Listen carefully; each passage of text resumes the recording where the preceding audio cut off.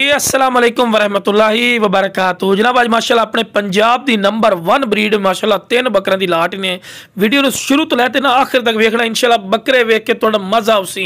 ते ए ताज़ा दो दांदी ने माशाल्लाह दा शौक चेक करो, माशाल्लाह कन्ना दा शौक चेक करो, चंगे चौड़े ते लंबे कन्ना दे विच झालर माशाल्लाह चंगी जी वच्छा दी होंदी है और तोता फेस च ने और वाइट अख दे विच ते वेल चेक करो, चंगी लंबी वेल, दोम बिल्कुल तीर वाली कर सीधी, मोटे हड्ड पैरों के विच ने।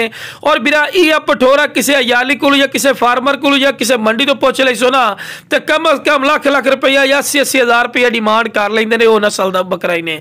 लेकिन बिरा अपना ही वो डिमांड बिल्कुल नहीं होनी, बिल्कुल जायज़ और मकूल होनी है। इंशाल्लाह जो बिरा पहले कॉल कर सी दसते पैकेज ने और बिल्कुल सस्ता पैकेज ने। तो लो बिरा चारा भी खवा के भी खा रहे हैं कि सेहतमंद और माशाल्लाह एक्टिव भी ने। तो बिरा शौक रखना है ना, इस तो बाद शौक नस्ल और क्वालिटी नहीं होती ने। 2024 की कुर्बानी ते भी लगते ने। अगर कोई बकरियां वास्ते सा नहीं रखे ना तो फिर भी माशाल्लाह कमाल दी चीज़ ही ने। तो ला बिरा हुसन और खूबसूरती दी माशाल्लाह खीर ही ने। फुल ब्लैक बीतल अमृतसरी माशाल्लाह पठोरा ही ने और बिल्कुल वाइट अख दे विच ने। और कन्ना दे लापर चेक करो बिरा, इस पठोरे दे चंगे लंबे कन और बिल्कुल रेशम वाली कर पशम और दोम वेखो बिल्कुल तीर वाली कर सीधी और मोटे हड्ड पैरों दे विच ने। बिरा शौक वे वाली चीज़ है माशाल्लाह, इस तो बाद शौक नस्ल और क्वालिटी नहीं होंदी। ते कुंडली वाले सिंह पिछले बैठवें सिंह जनाब, पहले पठोरे दे बैठवें ये भी माशाल्लाह बैठवें सिंह ही ने।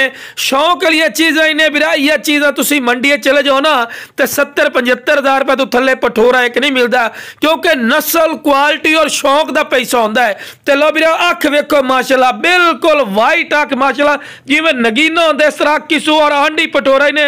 तो लो बिरा टोर फिर के भी खा रहे हैं कि सेहतमंद और माशाल्लाह एक्टिव ही ने। एक दो चढ़ते सोने जनाब। तीसरे नंबर ते आगे ने भी दो दांत पठोरा ही ने माशाल्लाह दी वेल चेक करो, हुसन चेक करो बिरा।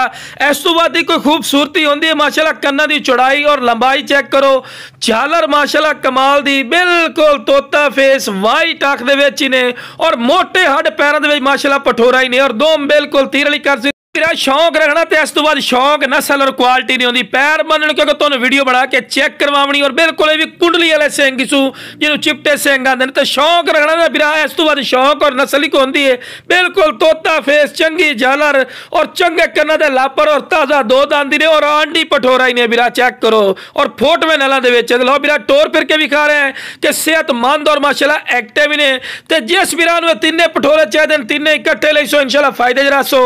तो जिस जनाब जल्दी जल्दी स्क्रीन नंबर पर राब्ता करके मुनासिब की